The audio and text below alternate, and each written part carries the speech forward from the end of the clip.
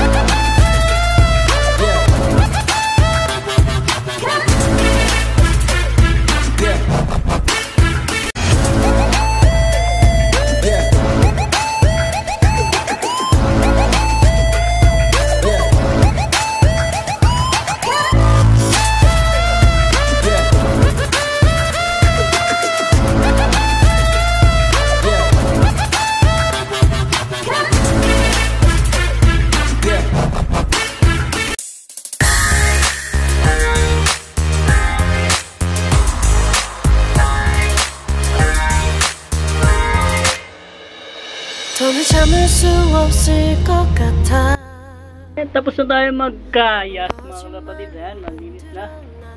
So sisingsingan na nga natin to so hindi ko pa alam yung papangalan ko sa kanya. Anak siya ni Serga at tatay niya si Naruto, yung ating nag 10th place sa 100 days old yan. Grizzle din yung kapatid ni Boruto. So stock bird din natin siya. So tingin ko parang brown to na dark. Hindi pa natin alam. Pa lumalabas ng tuloy yung kanyang balahibo. Siguro may ilang araw pa. So sisingsingan na natin siya. Let's go! Lagyan na natin siya ng singsing. Pang stock bird na natin siya. Parang hindi ko talaga maulaan kung ano yung kulay niya. Kasi pag mga checkered blue bar madaling hulaan pero dahil siya dark na dark yung kulay niya, parang hindi naman siya checkered, parang itim. Pero Parang naiwagaan ako sa kulay niya kasi ang nanay niya is brown, ang tatay niya is grizzle. So, sana gusto kong magkaroon ng red grizzle. Wala pa tayong red grizzle mga kalabarit. Pero, ito yung nanay niya, ayan, si Serga. So, naghihintay na yung umalis ako, papasok na yan. Maglilimlim yan. So, papatukan na rin tayo. Let's go! Ito na yung papatukan natin sa kanila, mga kalapatids na. And then, maghahalo tayo ng multivitamins to my cold liver oil tsaka red cell. Halo lang natin yan. And then shake well lang natin. Kasi pag pinalagay ko sa painuman ayaw nila inumin yung tubig. So nahalo lang natin sa patoka para sigurado madadigest nila.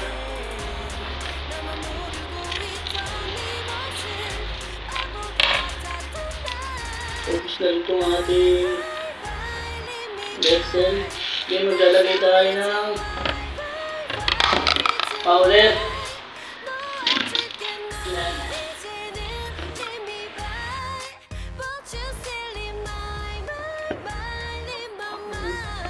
Yan, so shake lang natin yan. Bibigyan natin sa mga barata boys.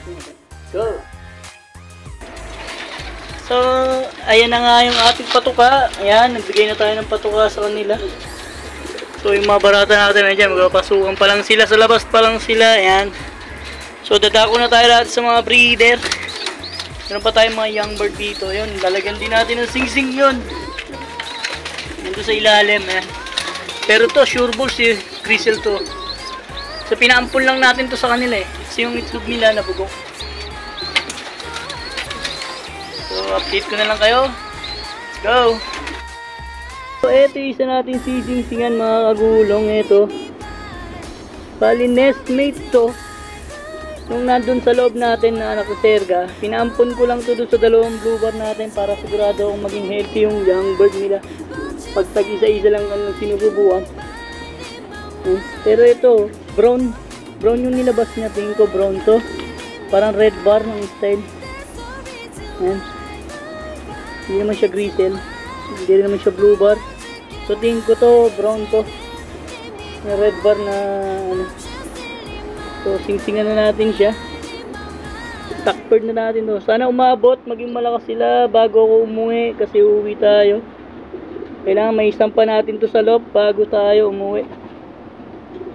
Kasi babaklasin na natin ng tuluyan lahat ng breeder natin pagkasama-samahin natin doon sa stock lock natin. At ay titira lang natin yung pliers lock natin. Tapos yung stock lock. Para hindi mahirapan yung mag-aalaga sa ibon natin. Dalawa lang yung papakainin niya. Isa rito sa stock lock at ito sa pliers lock. So wala na siyang lilinisin dito sa stock lock. Doon lang sa pliers lock. So once a week lang naman niya lilinisin yun. So para hindi siya mahirapan. Kasi mahirap din naman maglinis. Hindi naman nakakayari naman sa ating kukuning mag-aalaga ng ibon. So update ko na lang kayo. Sing-singan na rin natin siya. Ayan. Diba? Sing-sing na siya. So stock bird natin yan. Baka mawala yung mga magulang nila sa darating na derby. So at least meron tayo stock bird. Maganda naman yung pinakita nila nung 100 days old young birds. Hopefully sana tumapos sila. Mapagpadulo tayo ngayong darating na December sa karera natin. So ibabalik ko na sila doon sa mga magulang nila. Nahanap niya sa foster parent pala.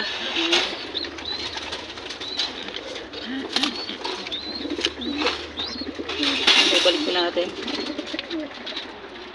So hanggang dito na lang yung video natin mga kalapatids. Short update lang tayo. Ayan. Okay naman yung mga kondisyon nila habang palapit ng palpit. Ang problema ko lang is pagbakasyon natin sa Pinas. So, pero siguro okay naman. Once a day, eat lang sila siguro once. So, bahala na. Sana pagbalik natin, ang importante healthy sila pagbalik natin para pagdating natin, club training na. And then, ang December is derby na. So, hanggang dito na lang yung video natin mga kalapatids. Kagulong, maraming salamat sa panonood. Don't forget to like, share, and subscribe para updated kayo pagdating ng club training natin at derby natin. Bye!